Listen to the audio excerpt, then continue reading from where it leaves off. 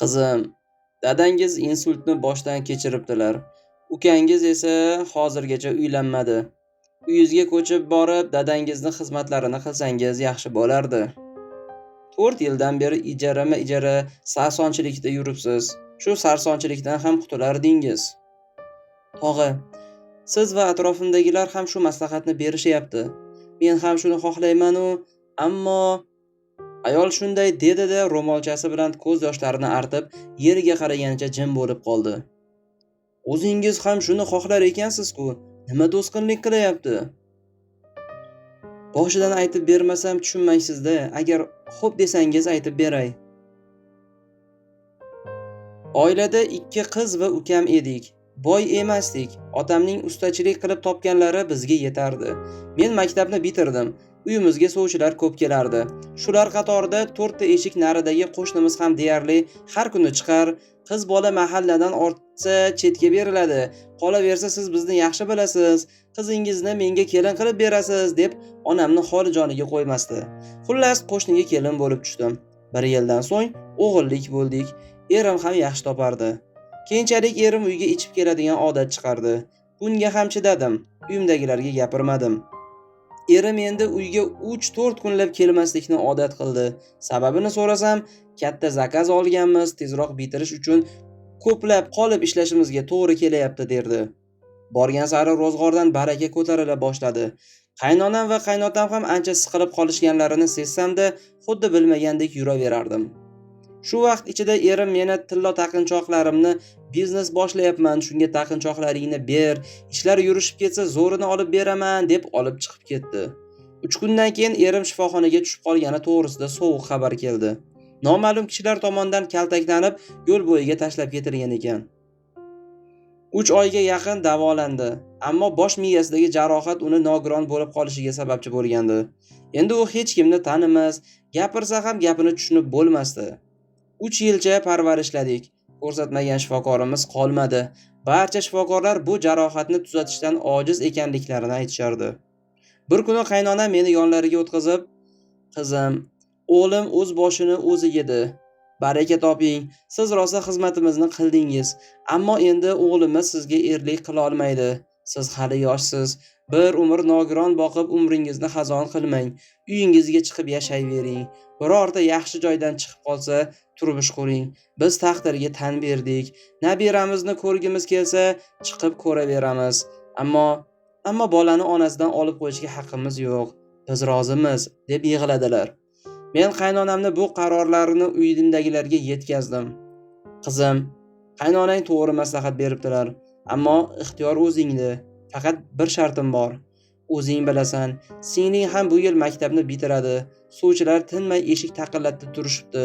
Shunga singlingni uzatgunimizga qadar qaynonangnikida yashab tur. Men qudamga ham tushuntiraman" deb javob berdilar onam. Men rozi bo'ldim. Erim uchun alohida xona qilib ustidan qulflab qo'yishardi. Chunki u ko'chaga chiqib ketsa qaytib uyini topolmay qolardi. Menga zarari tegmasdi. 3 mahal ovqatini qaynotam olib kirib yedirib chiqardi. Hojatga ham qaynotam olib borardi. Xullas, singlim maktabni bitirdi va yozning boshidayoq to'y qilib turmushga berdik. To'ydan 1 hafta o'tib onam tongda uyg'onmadilar. Ya'ni uxlagan holatda vafot etdilar. Menimcha, meni boshimga tushgan musibatni shuncha payt ichlariga yutaverib, oxiri jon taslim qildilar deb o'ylab qolaman ba'zida. Uyda otam va kichkina ukam ikkovlari qolishdi. Onamning dafn marosimlarini o'tkazgandan so'ng men ham o'z ko'chlarimni olib uyga chiqdim. Otam onamning vafotlaridan so'ng kam gapiradigan, g'amgin bo'lib qoldilar. 1 yilcha uyimda yashaganimdan so'ng ammam meni turmushga chiqishim kerakligini aytib, otam bilan kelishib, uzoq bir qishloqqa turmushga uzatishdi. Yangi turmush o'rtog'im Rossiyachi ekan. Avvalgi xotini bilan ajrashgan ekan. Sababini so'ramadim. To'yimizdan keyin 1 hafta o'tishi bilan erim Rossiyaga ketdi. Qishloq hayoti shahardan ko'ra qiyin edi. Mol sog'ishni, qatiq tayyorlashni, tappi qilishni o'rgandim. Kattagina dalalari bor ekan, chopa qilishni ham o'rganib oldim. Ammo qaynonam 2 gapning birida "Shaharlik olifdasan, sen yetimchani bekor kelin qilibman" deb ishlarimdan qiyiq ajratib, kamsitishlari jonimdan o'tib ketardi. Mayli, nima bo'lsa ham chidashga majbur edim. Bu holatni uyga borib ayta olmasdim. Shundoq ham dadam kasalmand bo'lib qolgandilar. 6 oy deganda erim Rossiyadan qaytdi. Meni quvonchim ichimga sig'masdi. Endi hech bo'lmasa erim meni malomatlardan himoya qilar deb umid qilgandim. Erim bir oycha uyda turdi. Haqiqatdan ham u menga ko'p siqilaverma. Onam jahldor bo'lsalar-da, ammo tez unutadilar. Hammasi yaxshi bo'lib ketadi deb meni uvutardi. Bir oydan so'ng erim yana Rossiyaga ketdi. Shu ketganicha qaytib kelmadi. Men esa homilador edim. Homilam tug'ilishiga 1 oylar qolganida qaynonam: "Hoy kelin, endi eringizni qaytguncha uyingizga borib turing. 2 oydan beri eringiz pul ham jo'natmayapti, telefon ham qilmayapti. Men sizni tug'dirishga ortiqcha vaqtimni ham, pulimni ham sarflamoqchi emasman. Boring endi uyingizga", dedilar. "Onajon, balkim toblari yo'qdir. Men ham xavotirdaman. Haydamang iltimos, mahalla-ko'y nima deydi axir? Nabiralik bo'lasiz-ku, jon oyijon", deya yalindim. Qaynonam o'z so'zida turib oldi. Zaruriy narsalarimni olib, o'g'limni yetaklaganimcha homilador holimda uyga qaytdim. Haqiqatan ham erimni telefoni o'chiq edi. Rossiyadagi tanishlariga SMS yozib surishtirdim. Bir hafta deganda notanish raqamdan SMS keldi. "Men Shuhratman. Men endi O'zbekistonga qaytmayman. Bu yerdan uylangandim. O'g'il farzandim ham bor. Rossiya fuqaroligini oldim. Uzr, endi senga javob, ya'ni taloqsan. Tug'iladigan bolamizga aliment jo'natib turaman. Bu raqamni esingdan chiqar. Bu sim kartani vaqtinchalik oldim. Javob yozib ovora bo'lma. Sim karta ishlamaydi. Xayr", degan SMS keldi. Boshimga gurzi bilan urganday boshim aylanib yiqildim. Ko'zimni ochsam tepamda dadamlar turibdilar. Ko'zlari yoshlangan, qo'llarida meni telefonimga qarab "Nomard, pastkash" deya g'ijinib turardilar. Otam va mahalla oqsoqollari bilan maslahatlashdi va biz ajrashdik. "Dada, yig'lamang. Hammasiga chidayman, ammo sizni yig'lashingizga chiday olmayman. Yig'layversangiz o'lib qolaman", dedim. Dadam ko'zlarini yoshlarini yenglari bilan artdilar va tabassum qilishga harakat qilib: "Qizim, men yig'lamayapman. Endi yig'lamayman. Yaxshiyam onang bu holatlarni ko'rmay o'tib ketdi. Tur qizim, xonangga olib borib qo'yay", deya meni turg'azib, xonam tomon yetakladilar. Farzandim dunyoga keldi. Juda chiroyli qizim dunyoga keldi. Ismini Xadija qo'ydik. Onajonimning ismlari Xadija edi. Qizimga dadamning ismlarini familiyasiga yozdirdik. Oradan 6 oy o'tib, nomimga Rossiyadan $300 pul jo'natmasi keldi va yana bir SMS bilan: "Farzandim dunyoga kelgan bo'lsa kerak. Bankdan pulni ol, bu har oyga $50 dan aliment." Avvaliga pulni olmaslikka qaror qildim. Ertasiga o'ylab ko'rdim. Axir hozirda dadam ham yaxshi ishlay olmayaptilar. O'zim esa chaqaloq bilan ovora bo'lib ishlamayapman. Axir u bolasi uchun jo'natyapti-ku deb o'yladim-da, bankka borib pulni olib keldim. Balki bolasini ko'rsa mehri oshib qaytib kelar deya SMS kelgan raqamga: "Qizimiz juda go'zal va shirin qizcha bo'lib qoldi. Xohlasangiz rasmini jo'nataman" deb SMS yozib yubordim. Afsuski SMSim yetib bormadi, raqam o'chirilgan degan xabar keldi. Shunday qilib 2 yilgacha har oy $50 dan pul ola boshladim. Keyin esa umuman pul jo'natmas ham kelishi to'xtadi. Ukam 18 ga kirdi va uylanish uchun pul ishlab kelish maqsadida Qozog'istonga ketdi. 1 yil deganda Qozog'istondan keldi. U endi 1 yil avvalgi ukam emasdi. U yerda ichish, chekishni o'rganibdi. Muomalasi ham qo'pollashgan bola bo'lib qolgandi. Qozog'istondan topib kelgan pullarini 1 oy kayfu safo, ishrat qilib o'rtoqlari bilan sang'ib yurishda sarfladi. Puli tugagach, yana Qozog'istonga qaytib ketdi. Eng alam qilgani, onamdan yodgorlik bo'lgan uzuk va sirg'alarni uydan olib chiqib sotib ketibdi. Rosa 1 yil o'tib yana uyga qaytdi. Endi u o'ta jahldor va qo'pol yigitga aylangandi. Otamning nasihatlarini ham jerkib tashlardi. O'g'lim biron narsasiga tegsa, "Hoy jinnini bolasi, yo'qol oldimdan" deb baqirib so'kar. Qizim biror sho'xlik qilsa, "Hoy qishloqidan ortgan, jim tur" deya o'shqirardi. "Ukajon, nega o'z jiyanlaringni so'kasan? Axir seni tog'ajonim deb yaxshi ko'rishadi-ku", deya nasihat qilganday bo'ldim. Ukam menga bir o'qrayib qaradi-da, hovlida turgan kir yuvadigan tog'orani bir tepib, g'o'ldiraganicha chiqib ketdi. Ammam va men ukamni uylantirsak, bosilib aqli kirar deya suvchilikka yura boshladik.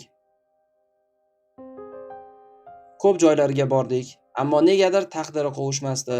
Borgan joylarimizdagilar so'rab surishtirib bo'lib, biz hozircha to'y qilmaydigan bo'ldik deya rad javobini berishardi. Kunlardan bir kuni ukam menga qarab, "O opa, bilasanmi, nega menga hech kim qizini berishni xohlamayotganini?" "Bilmasam, bu endi taqdirda, nasib qilmayotgandir hozircha", dedim.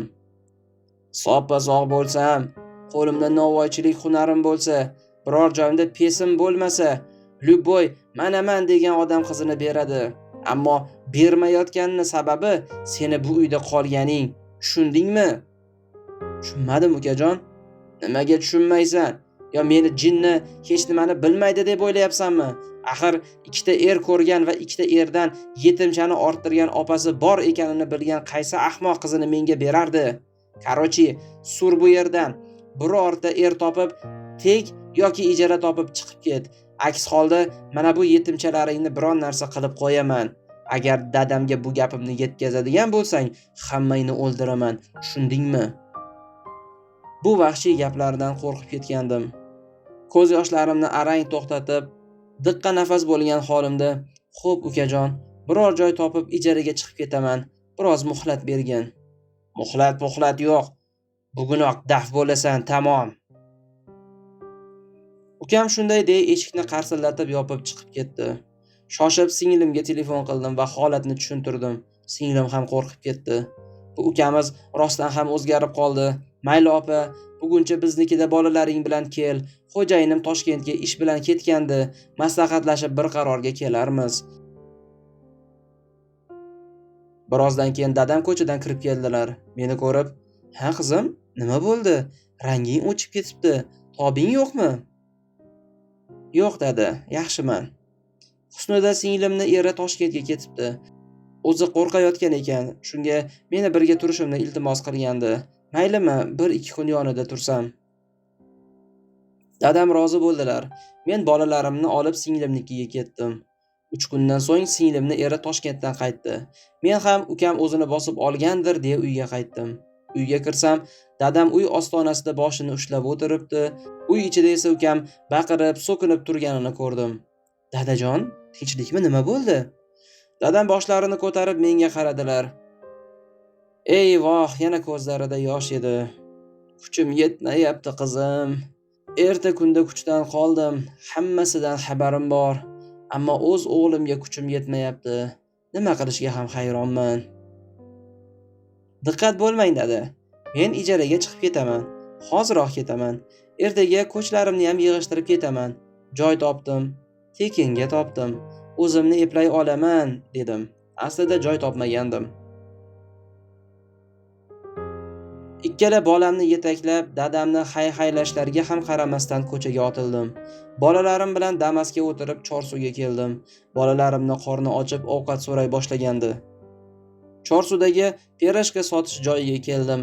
4 dona pirojka oldim va bolalarimga yedira boshladim. Endi qayerga boraman? Bu muammoga yordam beradigan tanishlarim ham yo'q. Ey mehribon Robbim, o'zing najot ber deb duo qilganlarimni yaxshi eslayman. Shu payt, "Voy dugonajon, bormisan? Bu yerda nima qilyapsan?" degan ovoz kelib qoldi. Boshimni ko'tarib, ro'paramdagi tanish ovoz egasiga qaradim. Bu qiz sinfdoshim Dilbar edi. "Voy bolalaring muncha shirin, katta bo'lib qolishibdi-ku. Ko'rishmaganimizga ham 1000 yil bo'ldi shekilli" deya kulib quchoqlashib ko'rishdi. "Ha Dilbar, ko'rishmaganimizga ham ancha yil bo'ldi", dedim va shuncha g'amimni yashirib kulishga harakat qilsam ham kula olmadim. "Nimaga xomushsan? Tinchlikmi o'zi?" "Ha, tinchlik", dedim-da, baribir o'zimni tuta olmay yig'lab yubordim. Bo'lgan voqeani aytib, hasratimni to'kib soldim. "Ukang noshukur ekan. Mayli, diqqat bo'lma, bir ilojini topamiz", deya tanish dugonalariga telefon qila boshladi. Shukurlar bo'lsinki, No'za degan joydan bir xonalik kvartirani ijaraga topdi. Puli ham arzongina ekan. 4 ta sinfdosh dugonalar o'rtaga pul tashlashib, 3 oylik to'lovini qilib berishdi. Ertasigayoq ko'chlarimni olgani bordik. Ukam uyda ekan. Ammo ko'chlarimni tashishga ham yordam bermadi. Dugonalar bilan bir amallab tashib yukladik. Shofyor yaxshi odam ekan. U ham yordamlashdi. Uydan chiqa turib ukamga: "Mayli, menga qilgan yomonliklaringni Xudoga soldim. Xudo barchasini ko'rib turibdi. Ammo dadamni og'rintirma, hayotingni sindirasan", dedim. Ukam esa e'tibor bermagancha: "Bor yo'qol, menga aql o'rgatma. Avval o'zingga er topib ol. Kelsang ham dadamni oldiga kelib ketishing mumkin. Menga gapirma ham. Ko'rmayin seya", deya o'shqirib berdi. Mana o'shandan beri ijarada yashayapman. Shukrlar bo'lsin, ish topgunimga qadar yaxshi insonlar rizqimizni yetkazib turishdi. Bolalarimni bog'chaga joylashtirib, o'zim goh oshxonalarda idish yuvishda ishladim, goh pol yuvdim. Hozir esa 5 ta do'konni tozalashga ishga kirib olganman. Ro'zg'orim bo'layapti. Gaplarimni eshitib turgan rais: og'ir qismat. Dadangizdan xabar olib turibsizmi? Haftada bir borib uylarini yig'ishtirib, kirlarini yuvib beraman. Ukangizchi? Shundan so'ng uylandimi? Afsuski yo'q, unga mos qiz topish qiyin bo'layapti. Nimaga? Axir siz uyda borligingiz uchun uylana olmayapman degandiku. Mana ancha yildan buyon o'zingiz alohida yashayotgan ekansiz. Shuni aytmay degandim-u. Mayli. Aytmasam baribir keyinroq bilib olardingiz. O'sha payt men ijaraga chiqib ketganimdan so'ng bir oy o'tmay ukamni qo'li va yuzi oqarib qoldi. Endi esa o'ziga o'zi mos qiz topilmaguncha boshqalar qizni berishmayapti. Ba'zan o'sha kuni ukamni jahl ustida seni Xudoga soldim deb qarg'aganimdan afsus qilaman. Balkim otamning norozi bo'lganliklarining natijasimikan, bila olmadim. Nima bo'lganda ham ukam ekan, holiga achinaman. Namozlarimda unga shifo so'rab duo qilaman. Ushbu maqola Facebook ijtimoiy tarmog'ida Muhammad Ikrom ismli sahifadan olindi.